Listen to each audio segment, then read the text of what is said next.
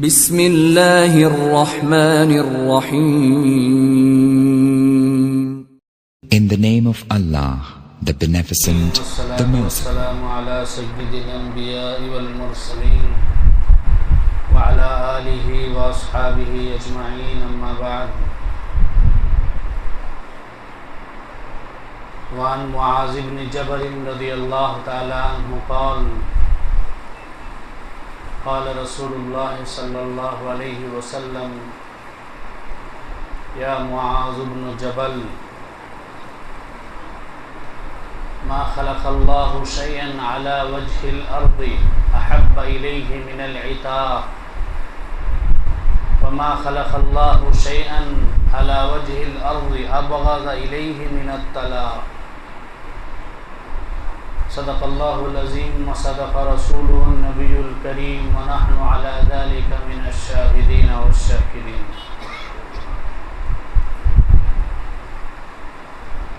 محترم بزرگوں اور دوستو، ایک مرتبہ رسول اللہ صلی اللہ علیہ وسلم نے حضرت معاذ بن جبل رضی اللہ تعالیٰ عنہ سے خطاب کر کے فرمایا: اے معاذ، روئے زمین میں آزادی سے بڑھ کر کوئی چیز اللہ کو پسندیدہ نہیں. غلاموں کی آزادی سے بڑھ کر کوئی چیز اللہ کو پسند نہیں. روئے زمین میں اگر کوئی چیز اللہ کو سب سے زیادہ پسندیدہ ہے تو وہ غلام اور بانگیوں کو آزاد کرنا ہے. اور روئے زمین میں اللہ کو اگر سب سے زیادہ ناپسندیدہ، مبغوض، قابل نفرت چیز اگر کوئی ہے تو وہ ہے طلاق، بیویوں کو طلاق دے. محترم بزرگوں اور دوستو، اللہ نے دنیا میں جتنی بھی مخلوقات پیدا فرمائی ہیں وہ 3 قسم پر ہیں. نمبر 1 جمادات، نمبر 2 نباتات، نمبر 3 حیوانات. جمادات منجمد چیزیں، ایسی چیزیں جن میں نہ تو بڑھنے کی صلاحیت ہوتی ہے، نہ تو ایک جگہ سے دوسری جگہ کی طرف حرکت ہونے، منتقل ہونے کی صلاحیت ہوتی ہے، نہ تو اس میں احساس کرنے کی، سمجھنے کی صلاحیت ہوتی ہے. کچھ بھی نہیں ہوتی. وہ چیز جہاں بھی ڈال دی جائے وہیں رہے گی، جب تک کوئی نہ ہٹائے وہیں رہے گی، نہ وہ بڑھے گی نہ کم ہوگی. جیسے پتھر ہے، جمادات میں سے ہے، لوہا ہے، جمادات میں سے ہے. یہ ایسی ہیں کہ ان میں نہ تو بڑھوتری ہوتی ہے، نہ تو ان کے اندر نقل ہونے کی صلاحیت ہوتی ہے، نہ تو ان میں سمجھنے کی صلاحیت. دوسری قسم ہے نباتات، وہ چیزیں جن میں بڑھنے کی صلاحیت ہوتی ہے لیکن خود نقل کرنے، منتقل ہونے کی اس میں صلاحیت نہیں ہوتی، سمجھنے کی سمجھ بوجھ کی صلاحیت نہیں ہوتی، احساس کی صلاحیت نہیں ہوتی. جیسے درخت، جھاڑ جتنے بھی ہیں، چھوٹا سا پودا اگر لگائیں گے تو وہ بڑھتا ہی رہے گا، لیکن جہاں آپ لگائیں وہیں رہے گا. وہ ایک جگہ لگا دیے تو وہ دوسری جگہ پہنچ جائے، ایسا نہیں ہو سکتا. اس کے اندر منتقل ہونے کی صلاحیت نہیں ہے.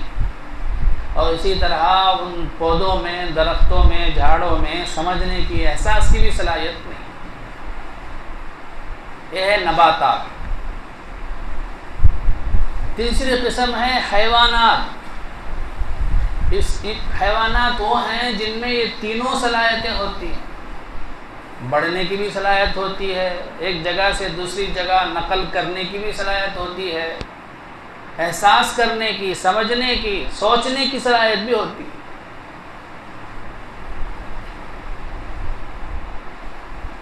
اور انسان ان حیوانات میں سے ایک ہے.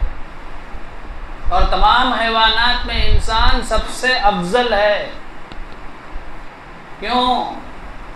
اس لیے کہ اس کے اندر جو سوچنے سمجھنے کی صلاحیت ہے اس کا 100واں حصہ بھی دوسرے جانوروں میں نہیں ہے.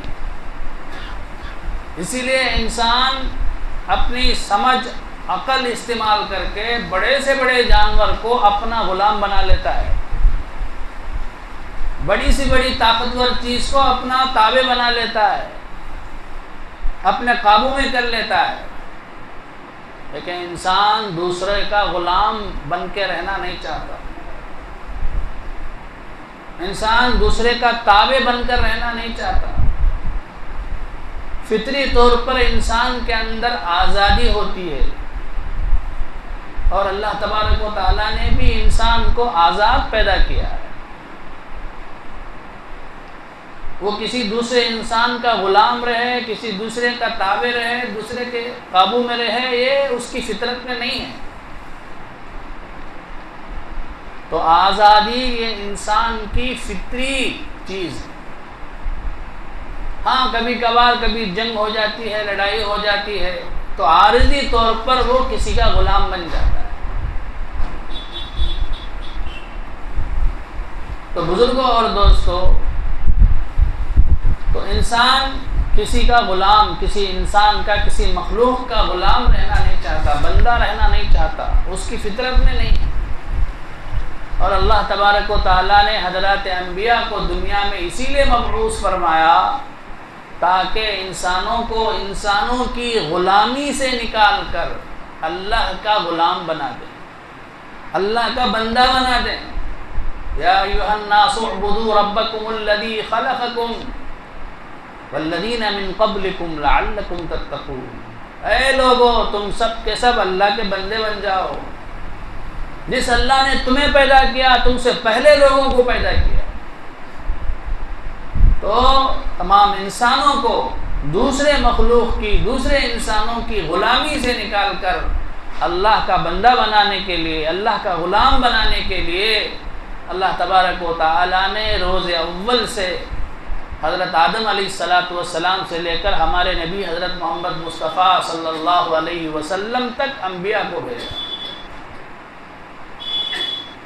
سب سے پہلے نبی حضرت آدم علیہ السلام کو اللہ نے بھیجا.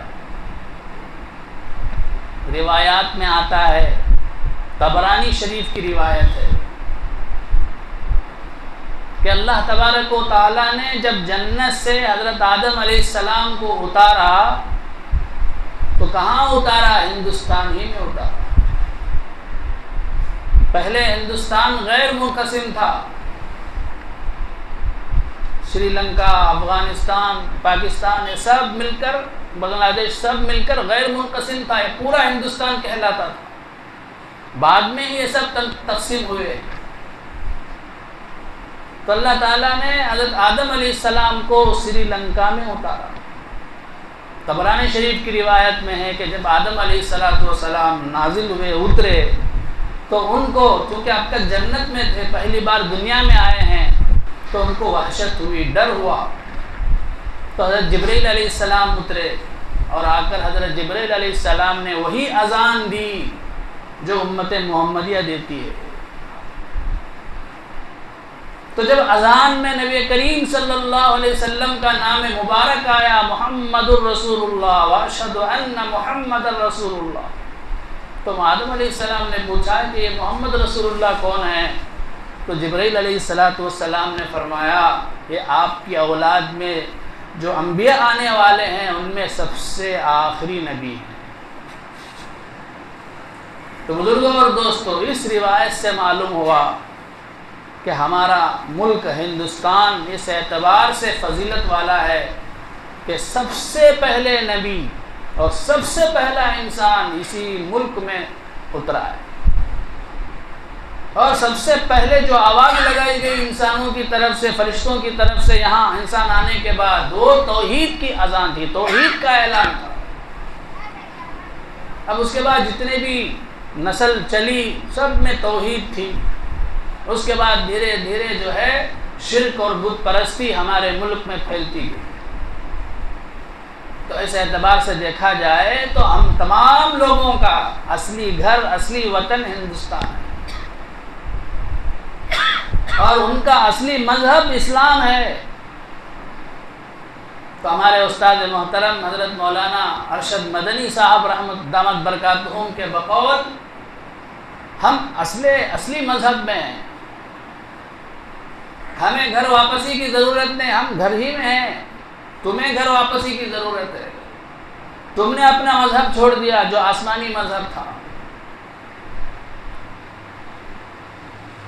تو بہرحال اس طرح سے جو ہے یہ ہمارے ملک کو، ہندوستان کو یہ فضیلت حاصل ہے۔ اب اس کے بعد دھیرے دھیرے بت پرستی پھیلتی گئی اور غیر مسلم بادشاہ آتے گئے، یہاں تک کہ محمد ابن قاسم ثقفی رحمۃ اللہ علیہ نے سب سے پہلے ہندوستان کے بعض علاقوں کو فتح کیا۔ اس کے بعد دھیرے دھیرے پورا ملک ہندوستان مسلمانوں کے قبضے میں آ گیا۔ مغلیہ دور تک بدل بدل کر کئی مسلم بادشاہوں نے ہندوستان پر حکومت کی، ہزاروں سال تک ہمارے مسلمان بادشاہوں نے حکومت کی۔ اس دور میں ہندوستان پوری دنیا میں مشہور ہو گیا، اس کو سونے کی چڑیا کہا جاتا تھا۔ یہاں ویسی قدرتی چیزیں موجود تھیں، اسی ہرس میں انگریز ہندوستان آیا تجارت کی غرض سے۔ بڑے بڑے شہروں میں، مدراس میں، کلکتہ میں، بمبئی میں اس نے ایسٹ انڈیا کمپنی قائم کی۔ اب دھیرے دھیرے اپنی تجارت میں ترقی کرنے لگا۔ تو یہ بہانے سے کہ ہماری تجارت، ہماری کمپنی بہت پھیل گئی ہے، اب ہمیں حفاظت کی ضرورت ہے، اپنے ملک سے فوجیوں کو لا کے اتار دیا۔ اب دیکھا کہ یہاں آپس میں رسہ کشی ہے، آپس میں اختلاف ہے، مہاراجاؤں میں، بادشاہوں میں آپس میں جوڑنے ہیں، تو اس نے سب میں جو ہے تفریقہ ڈالنا شروع کر دیا، لڑائی ڈالنا شروع کر دیا۔ اس کا اصول ہی یہی ہے، تقسیم کرو اور حکومت کرو۔ تو اس کو سب سے پہلے جس آدمی نے سمجھا، بھانپا، وہ نواب سراج الدولہ تھا۔ اس نے سب سے پہلے انگریز کے خلاف جنگ لڑی، لیکن اپنوں کی غداری کی وجہ سے اسے شکست ہوئی۔ آخرکار وہ نواب سراج الدولہ شہید ہو گئے اور ہندوستان کے بعض علاقوں پر انگریز قابض ہو گیا۔ دوسری طرف جنوب میں سلطان ٹپو شہید رحمۃ اللہ علیہ، وہ بھی سمجھ گئے، تو انہوں نے جیسے ہی کرسی سنبھالی انہوں نے تیاری شروع کر دی۔ کئی جنگیں کی انگریزوں سے، پہلی جنگ ہوئی تو اس میں ان کو جیت ہوئی، تو اب انگریز جو ہے تڑپ رہا تھا کسی نہ کسی طرح انہیں بدلہ لینا ہے۔ یہ سب سے بڑی چٹان ہے ہمارے لیے، رکاوٹ ہے، ان کے بغیر ہم جو ہے ہندوستان کو قبضہ نہیں کر سکتے۔ اس لیے اس نے ایڑی چوڑی کا زور لگایا، اچانک حملہ کر دیا۔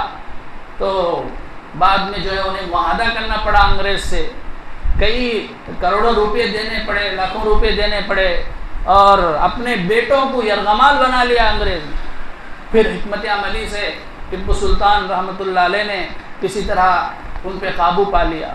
پھر تیسری جنگ ہوئی تو اس میں بھی ان کے اپنے جو وزیر تھے، میر جعفر، میر صادق، یہ جو منافق تھے اندر تھے، انہوں نے کیا کیا، ان کو دھوکہ دیا، اور وہ جو ہے جیتتے جیتتے وہ جنگ جو ہے ہار میں بدل گئی۔ جب ٹیپو سلطان شہید رحمۃ اللہ علیہ شہید ہو گئے تو انگریز جو کمانڈر تھا وہ ان کی لاش کے پاس کھڑے ہو کر کہنے لگا کہ آج سے ہندوستان ہمارا ہے۔ تو سمجھتے تھے کہ یہ سب سے بڑی رکاوٹ ہے۔